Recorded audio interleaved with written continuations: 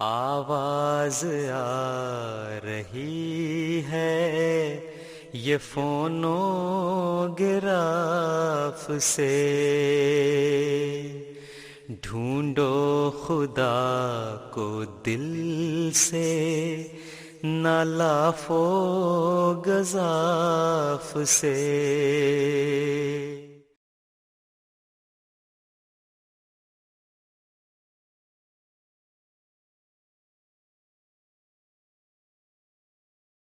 أعوذ بالله من الشيطان الرجيم بسم الله الرحمن الرحيم Assalamu alaikum wa rahmatullahi wa barakatuhu.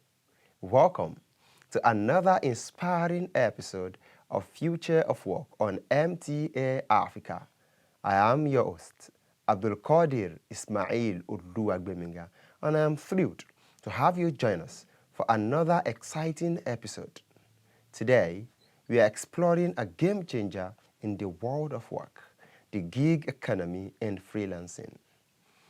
The gig economy represents a fundamental shift in how people work, offering flexibility and autonomy to the traditional employment often lacks. Freelancers and gig workers have the freedom to choose their projects, set their schedules, and work from virtually anywhere in the world. This model has gained popularity especially in recent years, driven by technological advancement and changing work preferences. Imagine having the freedom to choose your projects, set your schedules, and work from anywhere. The gig economy has made this a reality for many. In this episode, we are diving into the benefits, challenges, and skills needed to succeed in this new work paradigm. Joining me in the studio, I have a seasoned software engineer with over 5 years of experience in the software engineering field and more than a decade expertise in the IT industry, Joda Abbas. Abbas Sahib, Assalamu alaikum wa rahmatullahi wa barakatuhu. Wa alaikum salam wa rahmatullahi wa barakatuh. Thank you for joining us on the show today. Thank you. Also, joining me virtually for this discussion is a software engineer with vast experience in freelancing, consulting, and digital platforms. He brings insight into the evolving landscape of flexible work and its impact on today's workforce. Mukhtar Akere. Mukhtar Sahib, Assalamu alaikum wa rahmatullahi wa barakatuhu. Wa alaikum assalam wa rahmatullahi wa barakatuh. Thank you for joining us on this show today. Thanks for having me. These incredible guests would share their expertise and experience in freelancing and the gig economy. We'll explore how to navigate this new landscape, the opportunities and challenges that come with it, and what it means for the future of work. Before we get started on this fascinating journey, let us listen to the views of people who are not in the studio today on what they have to say about gig economy and freelancing. What I find most appealing in the gig economy and freelancing is that it provides this unparalleled flexibility and autonomy. As a student and as well a product designer, I am able to combine both things together and in fact build my business. This is because freelancing does not kind of restrict me to a particular time. I can work flexibly and I can also choose projects that aligns with my interest as a freelancer. Freelancing actually offers more opportunity instead of challenges. Because before the pandemic, which is the COVID-19, we would have people crammed up in an office space, doing a job of 2-3 person, a person doing a job of 4-5 people. But post-COVID era has actually shown us that employee can work from anywhere in the world and it will actually increase the productivity. So it actually gave workplace opportunity to have to double their productivity level, and also gives employee the room to think outside the box and not choking them in a confined area. Balancing stability in a freelance career can be actually very challenging, but ways in which I use in strategizing myself is I diversify my clients in the sense that I spread my workload with different clients, making sure that I don't just depend on only one source of income. And secondly, I make sure I also talk to with my clients and tell them how I want my stuff to be and the condition of the work before going into it. And thirdly, I make sure I work well with my clients and make sure everything is well within time so that I'll also have times for other jobs. The gig economy and freelancing is indeed taking the workspace into another level. Abbas Sahib, we understand that you have a very vast experience on gig economy and freelancing. But I feel it is very important that our viewers understand what gig economy means and what freelancing means, especially for those who might not be familiar with it. So can you please explain to us what gig economy and freelancing means? Thank you for the question, presenter. So I'll start by defining what is the gig economy. So the gig economy is a labor market actually characterized by the prevalence of short-term contracts, also known as freelance, right, as opposed to permanent jobs. Essentially, it's a system where individuals, often referred to as gig workers, offer their services, okay, on a project-by-project basis, rather than working for a single employer. So there's a story behind it, or how did the gig economy came about. So it is interesting to note that it started in the late 2000s. Okay. And in the early 2010s, right?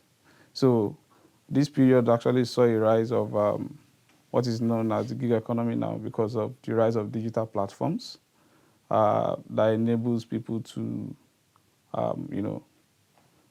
do what we call the short-term contract. An example is Uber. It might interest to know that Uber started 2009, right? We also have TaskRabbit, which started even before Uber, 2008. So this platform actually facilitated short-term services. Freelances, for example, I register with my vehicle. I'm talking about cars for me to be able to, do what we call the hailing services, for people. So it's short term. So one is not actually working for an employer. You work for yourself. So the proliferation of smartphones also enable this economy, and the advancement in technology has really accelerated this trend, making it easier. So why do you think this gig economy and freelancing has become so popular these days? Yeah, there are several factors that has contributed to this. However, I'm going to state 3 factors. So one, I mentioned before, is technological advancement. We have several platforms now that enable people to connect to their clients to be able to give service on project-by-project basis. The second one is the economic conditions. So due to the economic downturns and job insecurity, this has pushed a lot of people towards flexible work arrangements. And the third one is lifestyle preference. So you see that most people now value flexibility and the work-life balance. So the gig economy actually offers this.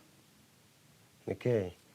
So it means the tech advancements, economic conditions, and work-life balance are things that made the gig economy so popular in a way where, okay, you feel like for you to have job secure, you do not have job security, but when you work for yourself, you are going to work for a very short time and you can move on to work for other people and you can do more jobs at the same time, making you get more.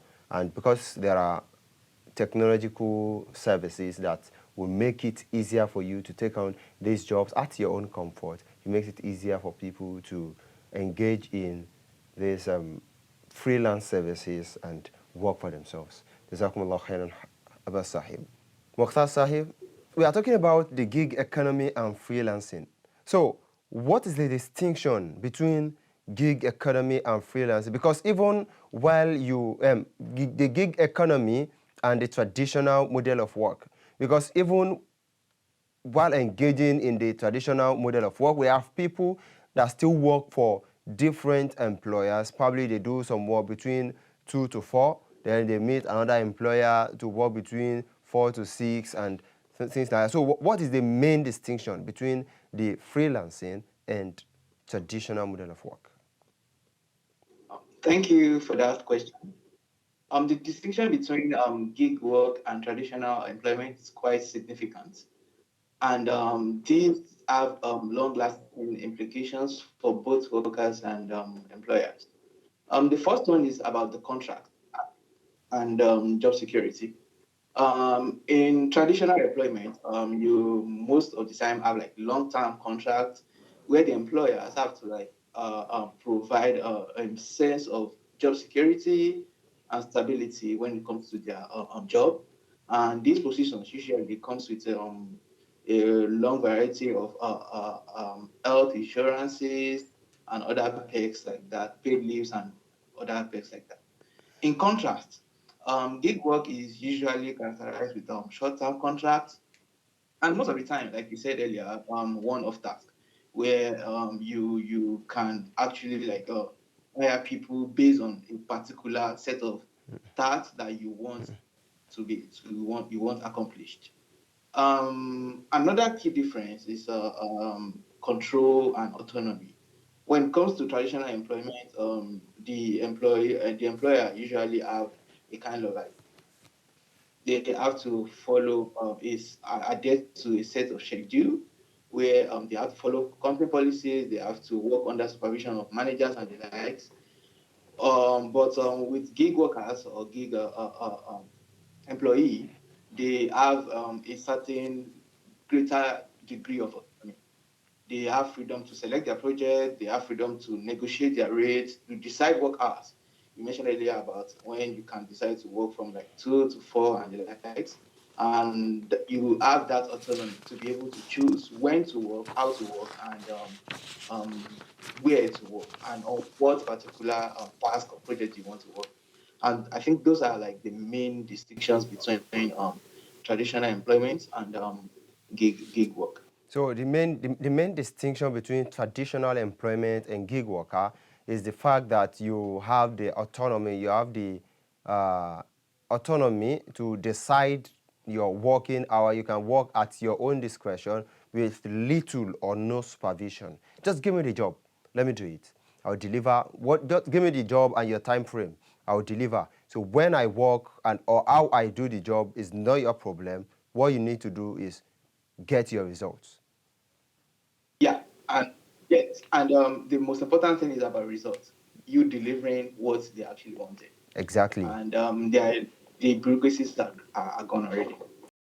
Exactly. Jazakumullah khairan, Mukhtar Sahib. Abbas Sahib. So, having understood that the gig economy and freelancing gives you the autonomy to decide your own working hours, it gives you more autonomy to decide how you want to work, where you want to work, and why you want to work, or if you even want to do the job in the first place. So what do you think are the key benefits that come with gig working or freelancing, as well as the drawbacks or the demerits of gig economy and freelancing? Thank you for that question, presenter. So I'm going to highlight some of the benefits of freelancing. Some of them have been, previously mentioned in at my co-presenter, Guest. guest as mentioned. So I'll start with flexibility. So flexibility, that's your ability for you to set, your own hours and workload as against traditional employment. So number two is independence. So you have full control over your project and career path. Number three is,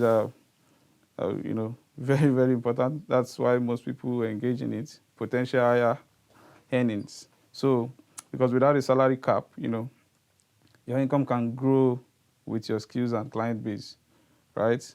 So also about having access to a variety of works, okay? So working on different projects and, no, sorry. So some people say, okay, it prevents boredom. So I have a variety of projects to work on. Then not lastly, but one of the key points I'm going to mention about the benefits is, ability to work remotely. So, So you mentioned something about the freelancing preventing boredom. So does it mean that probably in the traditional workplace, is it that easy to be bored as because I feel like while working, probably you are working from the comfort of your home, you are working alone in a space where you are alone. I think that could probably bring more boredom to you, because you are alone, as opposed to the traditional workplace where you have other workers joining you, and you can, if you want to discuss, you can ask questions, you can joke with other people. And yeah, so that would be a different topic entirely if we were to discuss that. And that will be related to traditional employment, talking about remote, people working remotely, that's off-site, and people working on-site. So, but in this case, we are talking about you having access to a variety of projects. For example, in traditional employment, you might have to just work on a single product. Yeah, a single product. And at some point, people get tired of, they're looking for some other exciting projects. But with, gig or freelancing, you could have said, okay, I worked on this, I also worked on this. So what you are trying to say is, as opposed to the traditional model of work where you have just one employer, you have one project to work on at a time. In the freelancing industry, probably when you feel like you're working on a project and you feel like the project you are stuck at some point in your brain, probably when you feel relaxed, you can still come back to the other project. That is what you mean by prevents boredom on a particular job. It gives you variety of jobs to work on, and you can decide to switch between those jobs. That's not entirely it. So what is meant by what I meant by preventing boredom is, for every project there's a timeline.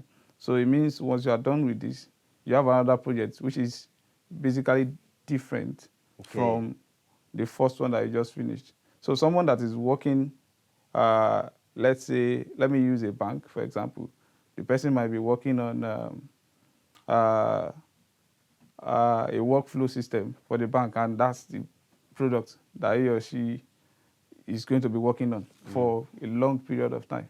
Whereas in that same, let's say for example, he has been working on that project for 2 years and he's maintaining it because it's a fixed employment. So whereas somebody of the same experience as he or she, in that same period of years, has worked on multiple, different or diverse, project types.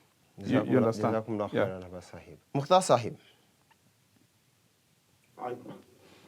So one of the things that is very important for freelancers is income. Because, of course, one of the reasons why people work is to earn more income. But as a freelancer, it might be very possible for you to not have a stable income. Because if you do not get those jobs, just as you are hunting for those jobs, some other persons are hunting for the same jobs and you want something better. So how do you think freelancers can earn more stable income, to have a more stable income, to show that, okay, this is the level of income I earn?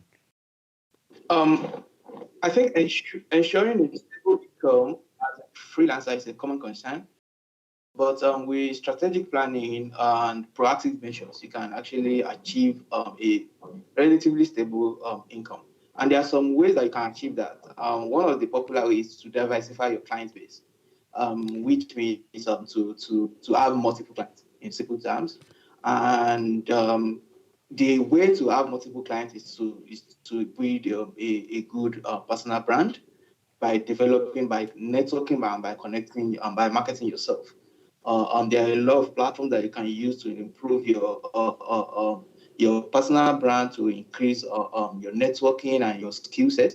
And those are the ways where you can diversify your client base by having multiple clients and ensuring that at every moment in time you have something you are working on. Another strategy is to have a competitive rate and clear rate. You want to balance from being a rate that is okay enough financially for you and that is competitive enough. That's not too high and that is not too low. So you'll be able to compete, because it's a competition game there over there in the freelancing world. You have a lot of people creating proposals and the likes, and you are not alone in the game. And so you want to set a clear rate and a competitive rate to market yourself. Okay, thank you very much. Abba Sahib, the gig economy and freelancing is here. The future is here now. So, because when we talk about gig economy and freelancing, we're not talking about a future that is far. We're talking about a future that is here, what we do currently. So, but in few years, what do you think, how do you think the gig economy or the freelance industry, how do you think it's going to look like, and what advice can you give to youths who are willing to engage in freelancing, or people who already are in the freelance industry but are still finding it difficult to have their feet firm in freelancing? Okay, thank you for that question. The question related to the future of gig economy. So I would say that the gig economy, of course, will continue to experience continued growth and evolution. So some of the key takeouts for this is one of them is expansion and diversification, right? So growth in various sectors, like the gig economy, I believe will expand beyond traditional sectors, for example, transportation and food delivery, to include more professional services like healthcare, okay, and even manufacturing. Okay, so what I mean is, if you look at it, transportation is part of the gig economy. We have, here in Nigeria, we have Uber, which is most popular, right? We now have boats, we have InDrive, even we have the Lagos e-hailing. Yeah, so those kind of services have been in the gig economy for a very long time now. So another one is the food delivery. But now I'm saying that it's going to extend, okay, to traditional sectors, like the healthcare services, even manufacturing. Yes. I think it already exists in the healthcare services, because now we have telemedicine, where you can just call a doctor, explain your predicament, and you have your prescription. So I think it's already in the telemedicine. Are you saying it's going to witness something more than what we have? Yeah, it's going to be much more than what we have now, because as it is every day by day, people are looking for are looking for ways to be more flexible in terms of delivering services. So I believe that those areas would be affected also. So another is a platform. I mentioned I said expansion and diversification. So platform diversification is one of them. So new platforms will emerge. We've already seen some new platforms already. So offering specialized services. And so what would now be your advice to emerging freelancers or people intending, we have emerging freelancers and we have intending freelancers. So what would be your advice for emerging freelancers as well as the intending freelancers? Okay, so for emerging freelancers, so the key word is to actually be adaptable, learn how to diversify, and learn the trends or keep up with the trend. Stay abreast of the trend of what is going on in the world of gig economy. So that way. Mokhtar Sahib, we are aware that you are a freelancing consultant. So what do you think is most important as a consultant now? So what do you think is most important for us, for everyone, for your viewers to stay abreast of, to note, especially in the freelance industry? Adaptability. You need to be adaptable. And as we all know about technology, which we are mostly discussing about, it's an evolving industry and it's still pretty new. And so there are a lot of new knowledges, new technologies coming in every day. So you need to be adaptable. You need to have continuous learning. You need to be to be on the learning spirit every day, and that's how you stay abreast of what's going on, and that's how you can get ahead in front of everyone. Like I said earlier, it's a rat race in the freelancing world, and what that means is that you need to be different. You need to be you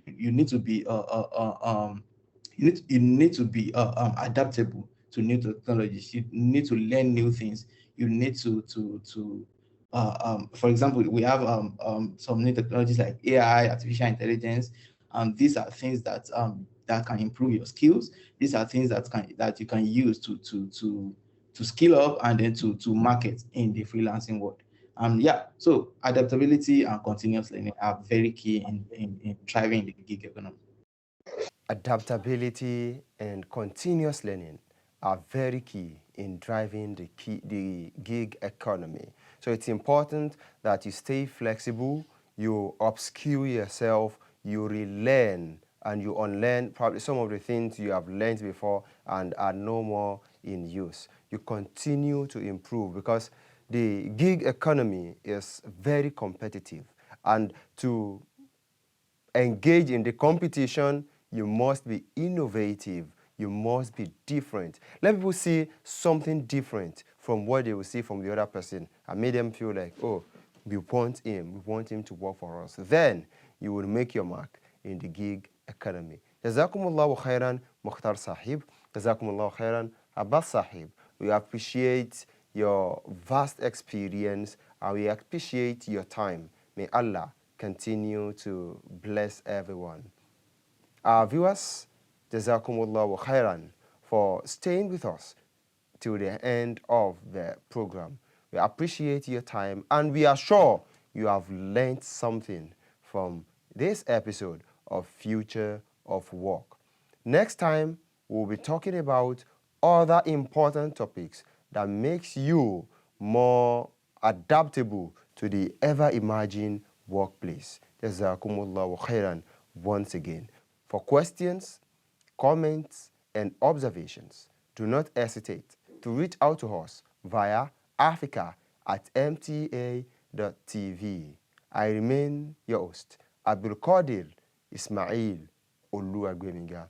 Until we meet again, Assalamu alaikum wa rahmatullahi wa barakatuhu.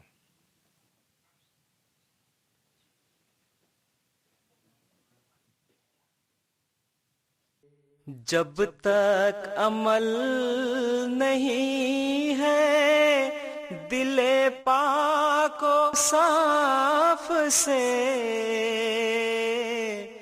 जब तक अमल नहीं है दिले पाको साफ से,